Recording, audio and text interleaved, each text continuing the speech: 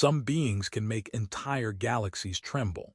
But what if that being sees herself as the most terrifying of all? That's when a single human word can light up the stars. The freighter hummed with the low, steady pulse of ancient engines, its hull scratched and dented from decades of interstellar travel. I had expected routine when I walked through the docking bay, a series of automated doors hissing open and closed, neon signage flickering like tired fireflies. I had expected the usual crowd of merchants and travelers, humans in tight flight suits, aliens with 3 arms or luminescent eyes, merchants hawking snacks that glowed faintly in the dark. What I did not expect was her. She was crouched behind a section of the freighter's hull, half in shadow, her long ears folding slightly back as if she could hide herself with just a thought. White skin, almost translucent, caught the shifting neon of the overhead lights, while her silver hair spilled like liquid metal over her shoulders, catching in small tangles from the breeze generated by a nearby vent. She muttered something under her breath in a language that made my stomach do a strange flip. It had a rhythm that was part song, part hiss, and entirely unlike anything I'd ever heard.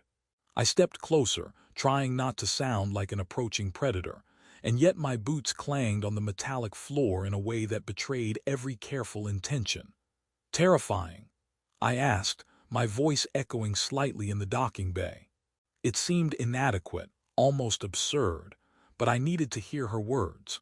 Her amber eyes flicked toward me, narrowing with suspicion. She had that look that seemed to say, "You've just signed up for trouble," and I thought for a moment that she might actually be capable of incinerating me with a glare alone. A flick of her ears suggested amusement or irritation, and I guess the translation could be either, depending on which way the wind of her mood was blowing. "No," I said quickly, forcing the words out. "You're the most beautiful being in the entire galaxy." The words sounded ridiculous even in my own ears, and I was half convinced she might simply roll her eyes and disappear into the shadows. For a moment, nothing happened. Then her mouth twitched, and a laugh spilled out of her throat, musical and airy, yet with an undertone of something dangerous, like glass bells vibrating on the edge of shattering. I found myself grinning like an idiot. "See," I said, shrugging to myself. "I told you, no incineration, yet." She leaned back slightly, brushing a strand of silver hair behind her ear. "Yet," she repeated in perfect English but with a sharp, lilting accent that made the word feel like a challenge. "You humans have such strange ideas of compliments." "I try," I said, holding up my hands as if that might cover all offenses. "I have a PhD in strange compliments from the University of Way Too Optimistic Humans. Highly recommended for aliens who think they're terrifying." She blinked, one long, elegant eyelash catching the neon light, and I realized I was holding her attention, not with fear or threat, but by sheer absurdity. Somehow that felt like progress. "University of Way Too Optimistic Humans," she repeated, testing the words on her tongue, and I thought I saw her lips twitch again. Humor, fragile and unexpected, was a bridge between us, spanning the gap of species and suspicion. The docking bay was busy, a steady flow of bodies moving past us. Humans with sleek, chrome-tinted visors. Alien merchants hawking glowing fruit that seemed to pulse with energy. A drone hovering by, scanning the hull for unauthorized access, occasionally buzzing and tripping over its own wiring. She watched all of it with quiet amusement, and I could see her imagining scenarios, perhaps one where the drone developed an existential crisis and demanded a coffee break. "I should go," she said, rising, and for a moment she seemed taller, more regal as her long ears stretched slightly upward. "I have work to do." I frowned. Work. In this station, work usually meant hauling cargo, refueling ships, or avoiding rogue AI with a vendetta. "You look like someone who's about to conquer the galaxy, or at least scare it into a polite orbit." She snorted, a sound like wind chimes caught in a gentle storm. "Polite orbit. That's the first compliment I've had in the last 3 cycles." She glanced at me, and the look in her eyes was equal parts suspicion and curiosity. And why should I trust you? Trust me, I said, leaning against the hull with a casual ease I did not feel. I have absolutely no idea what I'm doing, which is always a good sign. Also, I make a mean cup of synth coffee. And if nothing else, I promise not to call you terrifying again. Probably. Her ears twitched, and I could swear she considered punching me, either physically or telepathically, but instead she tilted her head, examining me. Perhaps, she said finally, you are as ridiculous as your species appears to be. I grinned. High praise. We walked together through the docking bay, each step echoing against the metallic walls. The markets were a chaos of light and motion. Vendors peddling gravity-shifting pets that leapt and bounded with uncanny intelligence, crates of luminescent fruit that fizzed when touched, and holographic billboards displaying news from across the quadrant, including a report of a space whale disrupting trade lanes somewhere near Andromeda. She dodged past a group of hovering merchants with the agility of someone used to moving through tight spaces, her long ears twitching in rhythm with her stride, silver hair catching stray beams of neon light. You know, I said, if you were a space pirate, you'd be the most terrifying space pirate in history. People would write songs about your ears alone. She glanced at me sideways, lips twitching as if to suppress a smile. Terrifying. She asked, amusement rolling in her voice like soft thunder. Do you not understand the insult you imply? Nope, I said cheerfully. But I have a PhD in misreading alien social cues. It's actually quite fun. Makes me very approachable. She laughed again, this time a full, open sound that seemed to vibrate through the air. Approachable, she repeated. HMPH, I think I like you despite your incompetence. The walk continued, our conversation jumping from playful insults to absurd what-ifs. Imagine if that space slug over there could sing, I said, pointing at a gelatinous creature floating past. I'd totally hire it as my personal opera singer. She considered this seriously. It might do well, better than some of the Terran performers I have endured. Her ears twitched, flicking back and forth. You humans have a strange sense of entertainment. Strange is our middle name, I said. Well, actually, it's John, but strange fits better for storytelling. By the time we reached the observation deck, a wide platform with transparent walls looking out onto the pulsar fields beyond, the chaos of the market felt distant. The stars swirled and twisted in colors that made the city's neon look dull, pulsars painting the horizon in violent streaks of magenta and gold. She leaned on the railing, one hand absent-mindedly brushing her hair, ears flicking as if tasting the light. You know, I said softly, you really aren't terrifying, not even a little. If anything, you're magnificent. She turned to look at me, amber eyes wide, and I realized she might not have been expecting sincerity. She blinked, and then in the smallest of gestures nudged me with her elbow. A silent, alien way of saying, I believe you, but don't get sentimental on me. I laughed, and so did she. A sound that mingled with the hum of the station and the distant pulse of dying stars. Humor had become our language, absurdity our connection, and in that moment the vastness of the galaxy seemed a little smaller, a little warmer, and infinitely more promising. As the observation deck tilted slightly with the artificial gravity adjustments, I wondered if every moment of self-doubt, for her or for me, could eventually be transformed into laughter. Perhaps the galaxy didn't need heroes or conquerors, not yet. Perhaps it just needed someone willing to say absurd things at the right time and make the impossible feel like a shared joke. And for the first time in what felt like centuries, I thought that maybe, just maybe, she believed it too. The city above the orbital ring was a maze of lights and motion, a place where gravity could be adjusted in patches, and where the air sometimes hummed with the memory of stars colliding millions of light-years away. We moved through it like two misfits in a cosmic circus, dodging hovercars that buzzed past in erratic arcs and sidestepping pedestrians who had more limbs than sense. She was surprisingly agile, weaving between them with a grace that made me almost dizzy to watch. her silver hair catching the neon like it was trying to escape her head. I followed, attempting to appear confident, though every time my foot caught on the faint magnetic pull of a gravity patch, I stumbled like a newborn baby trying to walk for the first time.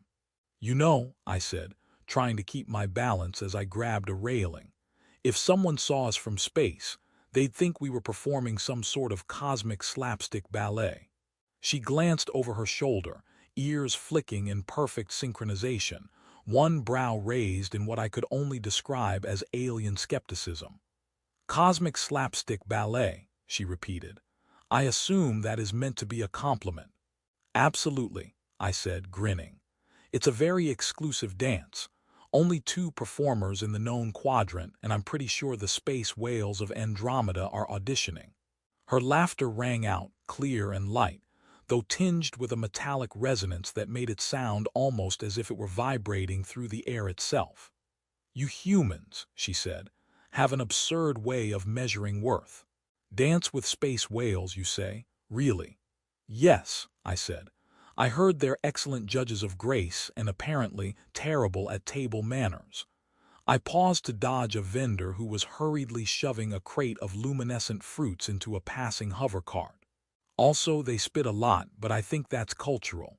She snorted, a delicate sound that sent a shiver of amusement down my spine. "Cultural," she echoed, "so everything is cultural. I see your species has mastered the art of excusing chaos with that one word." "I like to think of it as adaptive linguistics," I said, "or lazy logic, either way very effective."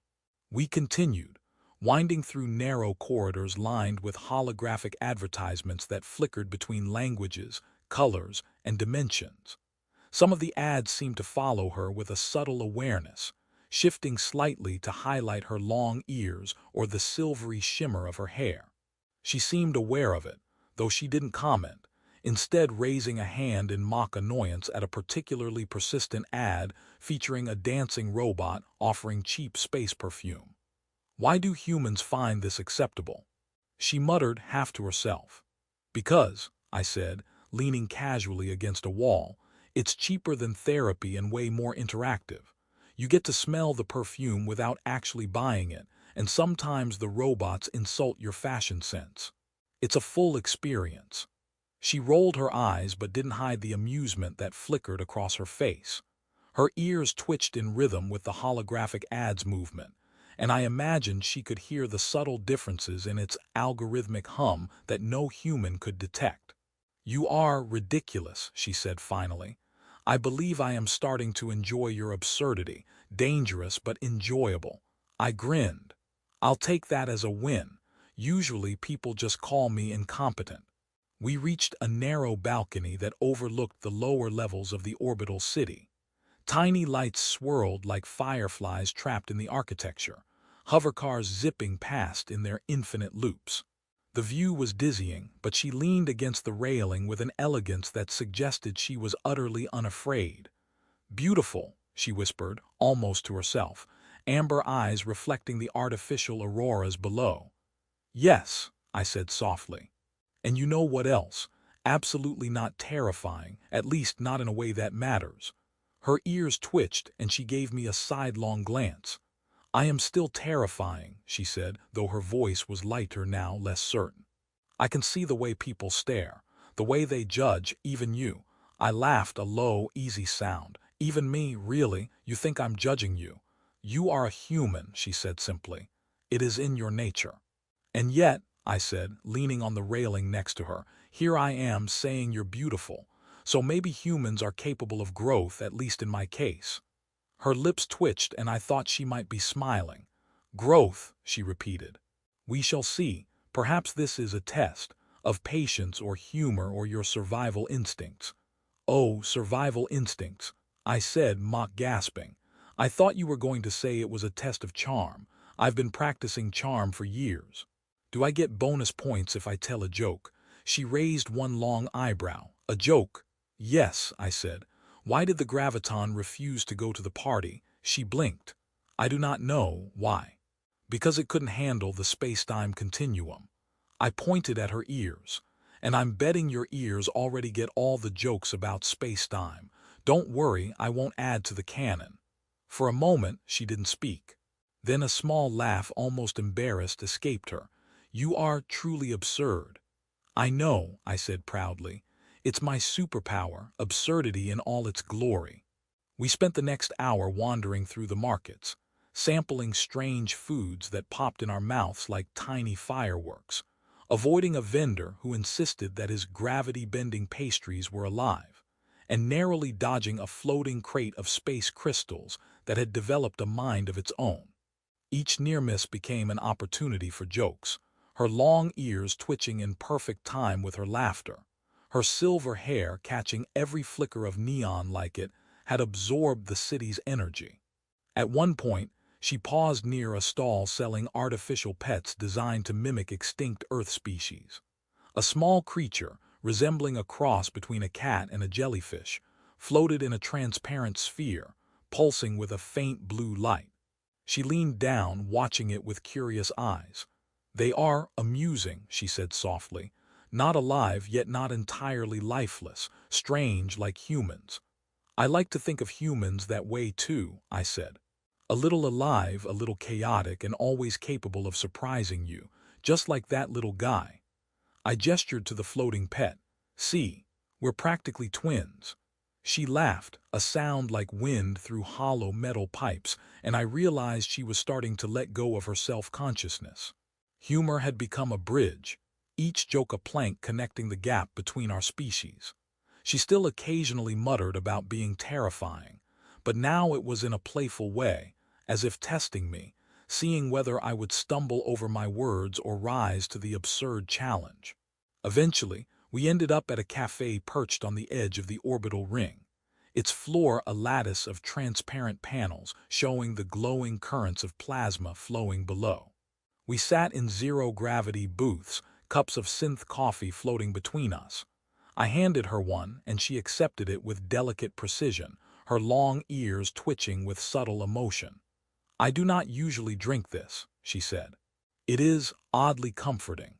"Comfort is underrated in the galaxy," I said. "Most species focus on survival, conquest, or maintaining perfect hair in zero gravity. Comfort is a revolutionary act." She smirked, taking a sip, and I noticed her shoulders relax. The tension that had clung to her in the docking bay seemed to be melting, replaced by something warmer, something more human in its simplicity. "Perhaps," she said, "you are not entirely foolish. There is merit in your approach, humor and reassurance, unorthodox but effective." "I'll take that as a compliment," I said, floating slightly to readjust my balance. "It's amazing what a little humor and sincerity can do. You might even start thinking humans are interesting." Her ears twitched, and she gave me a look that was both skeptical and amused. "Interesting," she repeated. "That is the lowest bar for praise I have received in centuries, but I suppose it will suffice for now."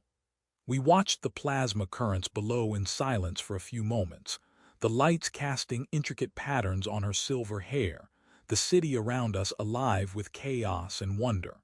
And for the first time, I felt that she believed me, just a little, that terrifying wasn't who she was, and that perhaps beauty, humor, and connection could coexist even across the gulf of stars. Then she leaned slightly closer, just enough for me to notice, and muttered almost conspiratorially, "You are lucky, human. Most would have fled long ago, unable to endure my eccentricities." "I'm not most humans," I said, smiling. "Besides, your eccentricities are kind of spectacular. Makes for excellent stories, don't you think?" She blinked, and I thought she might be considering whether I was insane. "Spectacular," she repeated. "Perhaps, we shall see, but I admit your company is tolerable." "Tolerable," I said, mock gasping. "I'll take it.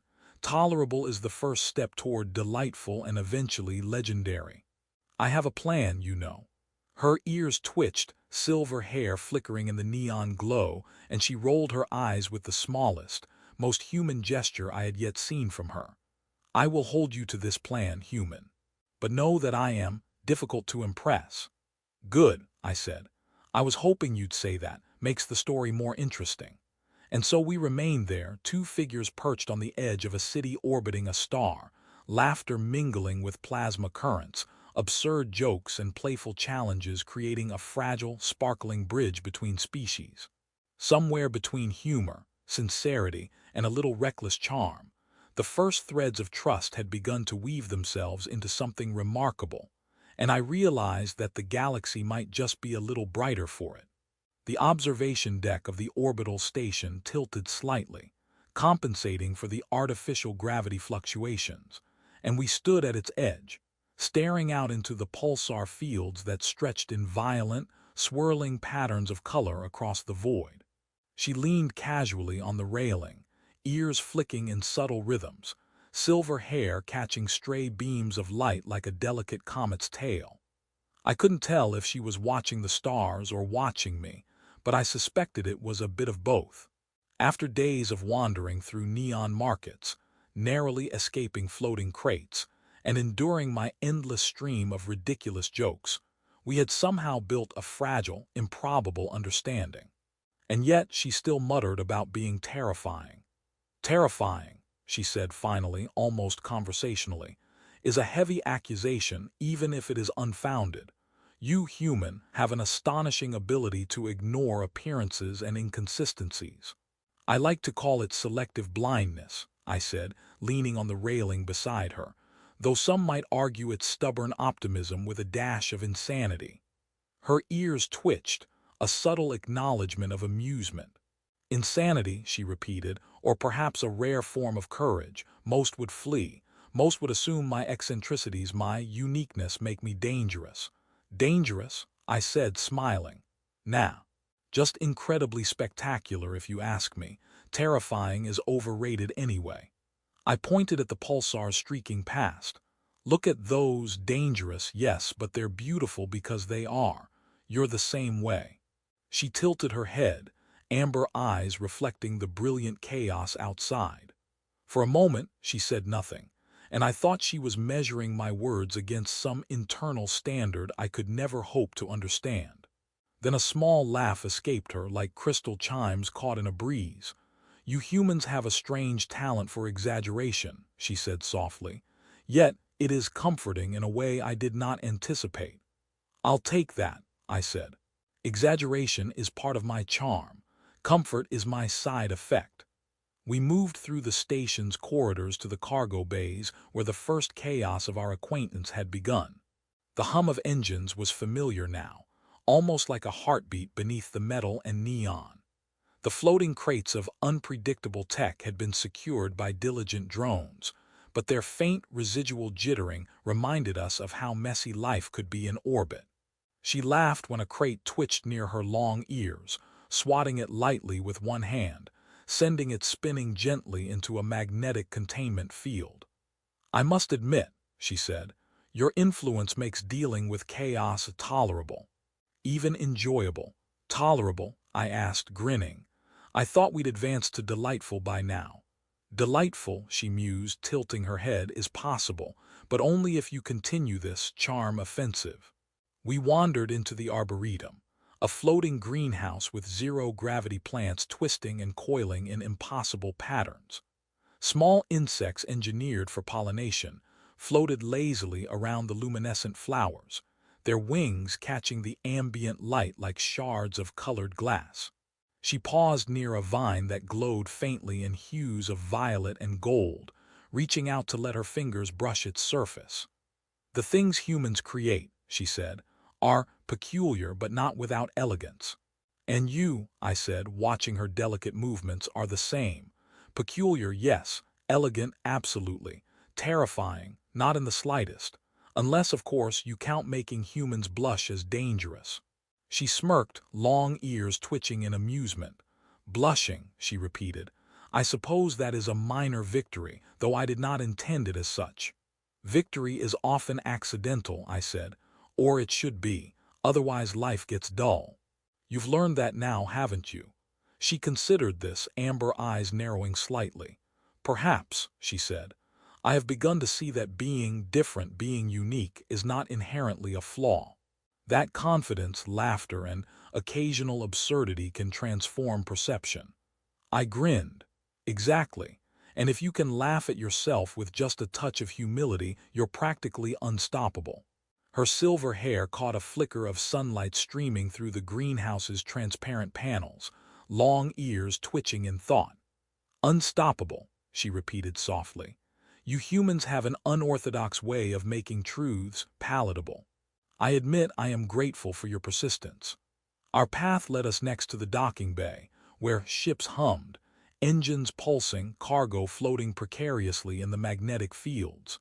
A maintenance drone zipped past, narrowly avoiding a collision with a crate of nanowar, and I quipped, "See, even chaos agrees with us today."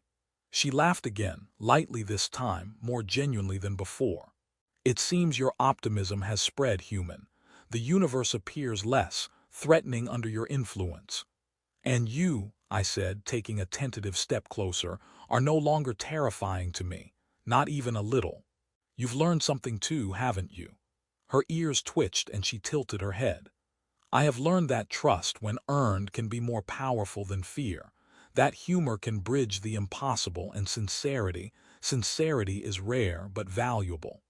And she added, amber eyes meeting mine, "that even someone as unusual as myself can be appreciated, entirely without compromise." I reached out, brushing a strand of silver hair behind her ear with a careful hand.